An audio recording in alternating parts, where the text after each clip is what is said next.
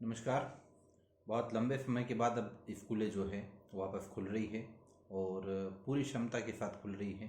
सभी बच्चे स्कूलों को लौटे हैं और जैसा आप लोग देख रहे होंगे, शायद बच्चों के अंदर जो परिवर्तन है पिछले 2 सालों में वो ज़बरदस्त हैं।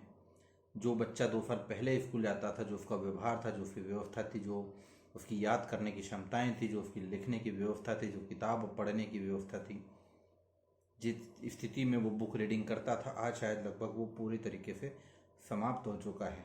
उस दौर में नहीं है जिस दौर में वो 2 साल पहले हुआ करता था। और पिछले इन 2 सालों में तकरीबन 18 महीने बच्चा घर पे रहा है। टीचर्स का ऑनलाइन सपोर्ट मिला है, लेकिन आप भी जानते हैं, मैं भी जानता हूँ कि ऑनलाइन व्यवस्थाएं और फिजिकल व्यवस्थाओं दोनों में बहुत अधिक अंतर होता है। प्रभावकारी व्यवस्था कौन सी होती है?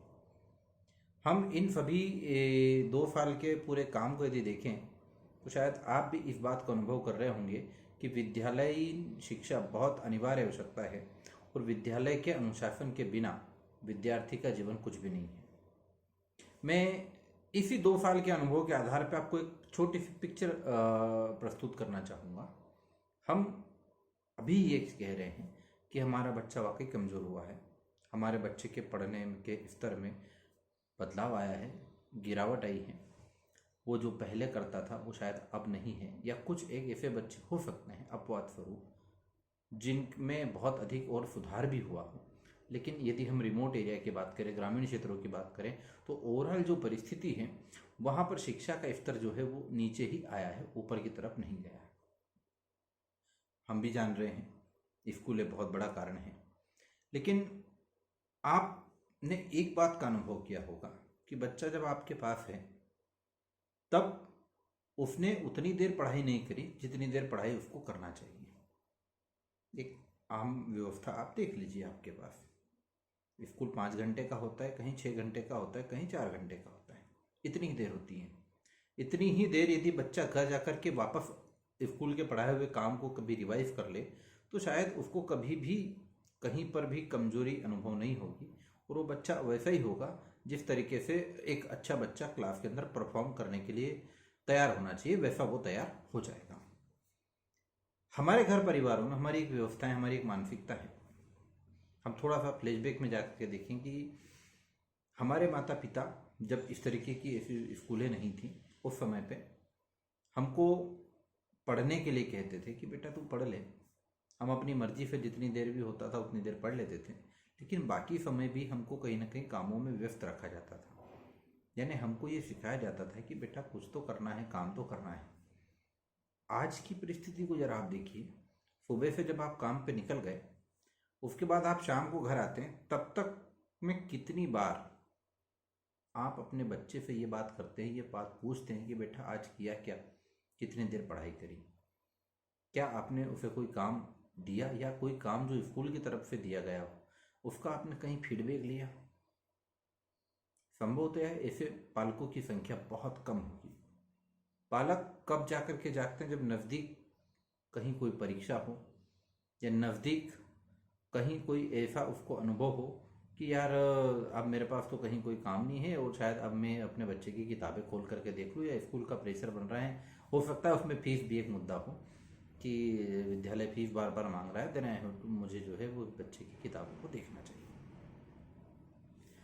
आप इस परिस्थिति को जरा पूरे समग्र रूप में देखो कि ये जो काम आपने एक दिन किया, इसको एक हफ्ते में या प्रतिदिन आप कर लेते, 5 मिनट ही कर लेते हैं, तो शायद आपके बच्चे के अंदर रोज मेहनत करने की आदत डेवलप हो जाती है। कमजोरी कहाँ आती है, समस्याएं कहाँ आती है? हम किसान लोग खेत में फसल पकाने के लिए 4 महीने जी तोड़ मेहनत करते हैं। बीज बोने से लगा करके उसके आसपास निंदाई गुड़ाई और उसको खाद देने तक दिन रात जुटे रहते हैं उस फसल के लिए, जो फसल हमको 4 महीने बाद इतना मूल्य दे करके जाएगी कि शायद वो पैसा साल 2 साल हमें पूरेगा। लेकिन ये जो फसल जीवन पर पूरने वाली है, जीवन भर जिस फसल के पीछे हम लोग लगे हैं, इसको हम रोज के रोज 5-5 मिनट का समय भी नहीं देते हैं। हम अपने बच्चों को हम घर में देखते हैं, यदि किसी दिन किसी बच्चे ने 3-4 घंटे पढ़ाई कर ली तो अप्रिशिएट करना, उसको मोटिवेट करना कि बेटा और अच्छा आगे कुछ कर सकते हैं, या कम कर रहा है तो उसके स्टडी आवर्स कैसे बढ़ाए जाएंगे उस दिशा में। हमने कभी होकर के सोचा भी नहीं, और हमें ऐसा लगा भी नहीं कि अपने बच्चे को हम ये कहें कि यार बेटा आपको 4-6 घंटे पढ़ाई करना चाहिए। परिस्थितियाँ अलग है, पहले 4 सब्जेक्ट पढ़ते थे फिर 6 हुए, आज की तारीख में 10-12 सब्जेक्ट स्कूलों में पढ़ाने की व्यवस्था है। तो जैसा सब्जेक्ट्स बढ़ेंगे हमको समय बढ़ाना पड़ेगा, कोई और विकल्प तो हमारे पास है नहीं। विकल्प यही है कि हम अपनी मेहनत के आवर्स बढ़ाएं। लेकिन बच्चे मेहनत के आवर्स नहीं बढ़ा रहे हैं। बच्चों को ना हम ये कह रहे हैं कि आप बचपन से मेहनत करने की आदत डालिए। क्यों हमारे बच्चे बड़ी बड़ी कॉम्पिटिटिव एग्जामिनेशन को उतना अच्छा फेस नहीं कर पाते जितना कहीं शहरी क्षेत्रों के या कहीं और क्षेत्रों के करते हैं। हम कई बार ये कहते हैं कि बच्चों को कोचिंग क्लास की व्यवस्था मिल जाती है, वो ठीक है, कुछ हद तक वो भी समझ में आता है। लेकिन मेरा ये कहना है कि हम यदि बच्चे को बचपन से मेहनत की आदत देंगे, हम उसमें ये भाव रख देंगे कि बेटा आपको स्कूल से आने के बाद, जैसे आप लोग भी करते हैं, आप भी अपने व्यवसाय में करते हैं, लेकिन उस आदत को ट्रांसफ़र नहीं करते। उस आदत को आपको ट्रांसफ़र करना चाहिए अपने बच्चों के अंदर। हम उसमें चूक जाते हैं, वो हमारी एक बड़ी गलती होती है। जैसे हम अपनी दुकान चलाते हैं, व्यापारी हैं सभी, तो सीजन के समय हम अपनी दुकान को जो है रात के 9 बजे तक भी चलाते हैं, 11 बजे तक, 12 बजे तक भी हमको सामान कहीं हम खरीदारी करके आए तो मिलाना पड़ता है, रेट डालना पड़ता है, सब चीज़ें होती है। कहीं आप खरीदी करने के लिए जाते हैं तो रोज़ 8 बजे घर आते हैं, तो खरीदी करके इंदौर से या कहीं बाहर से रात के 12 बजे भी घर आते हैं। यानी आप अपने मेहनत के आवर्स बढ़ा रहे हैं, आप उतना मेहनत कर रहे हैं ज़्यादा जितनी आपको आवश्यकता है, लेकिन अपने बच्चे में वो भाव कहीं पर भी डालने की कोशिश नहीं कर रहे। कई बार मैं पालकों से मिलता हूँ, वो कहते हैं यार ये तो पढ़ता ही नहीं, व्यवस्था नहीं। भाई आपने बैठ करके उसकी काउंसलिंग करना चाहिए, उसको अपना अनुभव बताना चाहिए। देखो बच्चा निश्चित रूप से आपसे सीखेगा। मेहनत करना वो अपने घर परिवार में लोगों को देख करके सीखता है। शिक्षक तो अपनी जगह, देखिए पढ़ाई का भाई अपनी जगह है कि मैं याद करके जाऊंगा तो कल मुझे टीचर पूछेगी, वो चिल्लाएगी, हो सकता है पनिशमेंट देगी, दिस इज वो ठीक नहीं है। वो एक व्यवस्था तक ठीक है कि वो डर के मारे पढ़ लेगा, लेकिन यदि वो मन से पढ़ लेगा, उसके अंदर ये आत्म भाव आ जाएगा कि मुझे पढ़ना है और इस पढ़ने से मेरा प्रोग्रेस होगा, तो आप इसका परिवर्तन बहुत समग्र रूप से देखेंगे। वो परिवर्तन चाहिए, उस दिशा में हमको सोचने की जरूरत है। बच्चों को बचपन से ये भाव डालिए। बैठने की आदत, कई पालक ये कहते हैं कि मेरा बच्चा तो बैठता ही नहीं, सुनता ही नहीं। बैठाना तो पड़ेगा। आप अच्छा व्यापार करने के लिए अपनी दुकान पर बैठते हैं, किसान अच्छी फसल लाने के लिए अपने खेत पे डटे रहता है। क्यों भाई? नौकरी करने वाला कहीं जाता है, वो अपने ऑफिस में जाकर के काम करता है।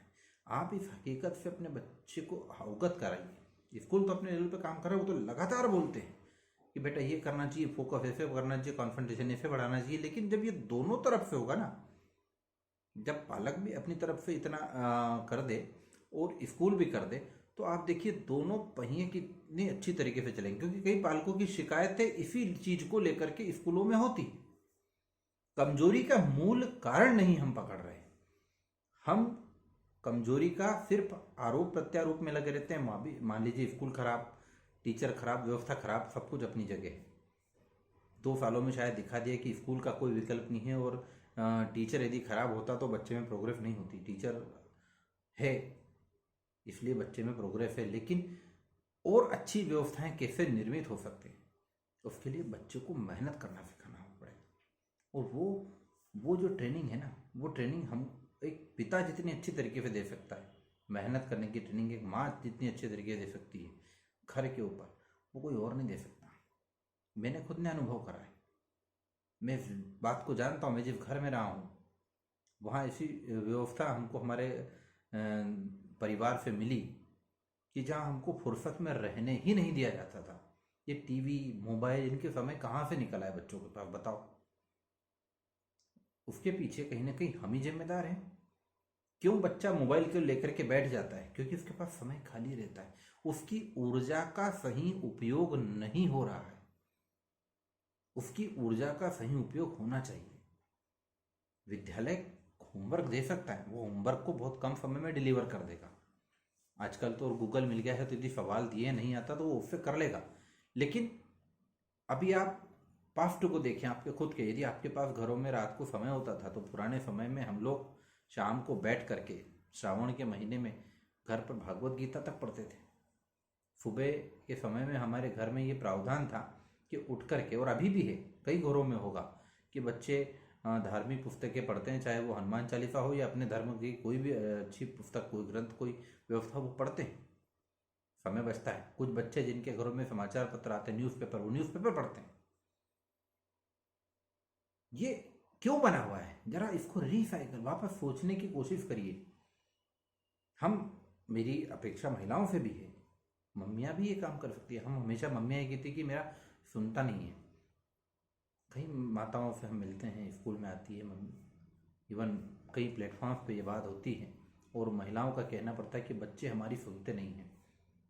क्यों नहीं सुनते? क्यों नहीं सुनते? आप खुद को जाकर के बचपन में लेकर के जाएं, आप अपने माता पिता की कितनी सुनते थे, और जब नहीं सुनते थे तब प्यार के साथ, मैं नहीं कहना चाहूँगा, जरूरत पड़ने पे आपके माता पिता को थोड़ी सी सख्ती भी करना पड़ती थी। इसलिए वो भय था और वही प्रेम भी था। रामचरितमानस में बिल्कुल सही कहा गया, भय भी न प्रीत न होए रे भाया। तो भय भी होना चाहिए और प्रेम भी होना चाहिए, और प्रेम जब भी होगा जब उसमें उस चीज़ का भय होगा। तो मैं पेरेंट्स ही, ये मेरी बहुत विनम्र विनती है कि अपने बच्चों को मेहनत करने की आदत डालिए, अपने बच्चों को मेहनती बनाइए, उनको अपने जैसा मेहनती बनाइए। जितना आप कहते ना, मैं खेत में दिन रात काम करता हूँ, मैं दुकान पे लगा रहता हूँ, मैं व्यापार में लगा रहता हूँ, उसको, बच्चे को वो एहसास कराना पड़ेगा कि मैं दिन रात किसके लिए लगाऊँ। जैसे हम यहाँ से कहते हैं ना, हम स्टोरी बोलते हैं, हम सुनाते हैं, आपकी सुनाते हैं या किसी भी व्यक्ति की सुनाते हैं, तो उसके लिए वो रोल मॉडल होता है। लेकिन जब उसका पिता उसके लिए एक आदर्श हो गया तो उसकी प्रेरणा उसके घर में हो गई। क्योंकि आप में से कई सारे ऐसे किसान होंगे बेचारे, जिन्होंने 1 बीघा जमीन से 10 बीघा जमीन तक, 20 बीघा तक, 100 बीघा तक कर ली होगी। कई सारे नौकरी वाले ऐसे होंगे जो उन्होंने 1000 रुपये से जीवन शुरू करा होगा और वो आज 1 लाख तक भी सैलरी ले रहे होंगे। कई सारे दुकानदारों ने छोटी सी दुकान शुरू करी होगी और एक बहुत बड़ा एम्पायर खड़ा कर लिया। तो ये संघर्ष की कहानी जरा अपने बच्चों को बताइए कि ये मेहनत से संभव है, और ये मेहनत कब हुई। फिर आप खुद देखेंगे कि बच्चे में के अंदर कितना अच्छा बदलाव होता है। बच्चे को एक बार ये चीज समझ में आ गई कि यार देखिए, मेहनत से मेरे पिताजी इतना कर सकते हैं, मेहनत से इतनी चीजें इतने अच्छे ढंग से हो सकती है। तो आपकी जो प्रॉब्लम है कि बच्चा कहीं पढ़ाई में कमजोर है, कहीं दूसरी व्यवस्थाओं में लगा है, वो सब खत्म हो। उसके पास टेलीविज़न पे समय बर्बाद करने का नहीं होगा, वो आपसे ज़बरदस्ती कहीं पर भी मोबाइल नहीं मांगेगा, उसके व्यवहार में परिवर्तन आएगा। लेकिन वो एहसास आपको कराना पड़ेगा। ये चीज़ें बड़े बच्चों को हमेशा सिखाते हैं लोग, ये सोचते हैं कि वो कॉलेज में जाएगा जब सिखाएंगे। मैं कहता हूँ इस चीज़ को यदि छोटी उम्र से ट्रांसफ़र कर दिया जाए, छोटी उम्र से ट्रांसफ़र कर दिया जाए, तो आपको कहीं पर भी, कॉलेज तक भी, इवन जीवन भर भी उस बच्चे से ये समस्या नहीं होगी कि ये नहीं करता और ये वो नहीं करता। आप कहीं पर भी खड़े होकर कह पाएंगे कि ये सब कुछ करता है, ये मेरा बच्चा है, ये किसी क्षेत्र में पीछे नहीं रह सकता। एक पिता को ये संबल अपने बच्चे को देना चाहिए। एक माँ को ये बताना चाहिए उसकी बच्चे को कि बेटा देखो, मैं सुबह से उठ करके सिर्फ तुम्हारे लिए काम कर रही हूँ। सुबह से उठ के अपने हाथ से झाड़ू लगाती हूँ, अपने हाथ से आपके लिए रोटी बनाती हूँ, और मैं ये उम्मीद करती हूँ कि तुम ये करके दिखाओगे। वो कॉन्फिडेंस, वो व्यवस्था आपको देना पड़ेगी। वहाँ हम पीछे रह जाते हैं। इसलिए शायद इस तरीके की व्यवस्था, कई पालकों को हो सकता है मेरी बात बुरी लगे कि सर ये ठीक नहीं है, दिस इज नॉट करेक्ट। मैं कहता हूँ कि व्यक्ति स्वयं से ये प्रश्न पूछे कि ये सही है या गलत है, शायद उसे इस चीज़ का पता चल जाएगा। आप अपने बच्चे के लिए सबसे अच्छा रोल मॉडल हो सकते हैं, सबसे अच्छी प्रेरणा हो सकते हैं। तो उसको एक बार अपने साथ लेकर के आइए, मेहनत करना सिखाइए। बस यही मेरी विनती है कि यदि इस पैंडेमिक वाली सिचुएशन में जहां आपका बच्चा नीचे आया हो उसको ऊपर उठाना हो, तो स्कूल तो सब करेंगे। सब स्कूलों को पता है मेहनत करना बहुत जरूरी है, स्कूलों के खुद के जिंदा रहने के लिए मेहनत करना जरूरी है। लेकिन इस बच्चे को आप एहसास करा दीजिए कि हाँ भाई, इतनी मेहनत से मैं यहाँ हूँ, इतनी मेहनत से आप शून्य से आप आगे जाएंगे, तब जा कर के वो परिणाम आपको मिलेगा जिस परिणाम की आप अपेक्षा करते हैं। अन्यथा मैं फिर कह रहा हूँ आपको, जो आज आप सोच रहे हैं ये आज के 5 साल बाद भी सोचेंगे। बदलाव नहीं आएगा, बदलाव सिर्फ प्रयास करने वालों को मिलता है, बदलाव सिर्फ करने वालों को मिलता है, बदलाव सिर्फ जीवन में विकास सिर्फ उन लोगों को मिलता है जो मेहनत करते हैं, जैसे आप कर रहे हैं। ऐसा कैसा, अपने बच्चे को मेहनत करने के लिए कहिए। जैसे आपकी मॉनिटरिंग आपके परिवार में, घर में कोई ना कोई कर रहा होगा, समाज में कोई कर रहा होगा, आपका आकलन किया जाता है। मैं फिर कह रहा हूँ, आपका भी आकलन होता है। आप भी इस बात को जानते हैं कि आप जितना आगे बढ़ रहे हैं सब आपको देखने वाले लोग हैं। वैसे ही अपने बच्चे के ऊपर निगाह बना के रखिए और उसको मॉनिटरिंग करिए। निश्चित रूप से ये जो पोस्ट पैंडेमिक एजुकेशन व्यवस्था बनने वाली है, ये अगले 6-8 महीने में, मैं ये बिल्कुल नहीं कह रहा हूँ कि एजुकेशन को ऐसी जादू की छड़ी घुमाया और परिवर्तन आ गया। 6-8 महीने में आपके बच्चे में वो परिवर्तन होगा जो आपने महसूस किया, आपको चाहिए था कि ये परिवर्तन मेरे बच्चे के अंदर ये व्यवस्था होनी चाहिए। Thank you very much. आपको बात अच्छी लगे तो औरों तक भेजिए, ऐसी मेरी आपसे अपेक्षा है। Thank you.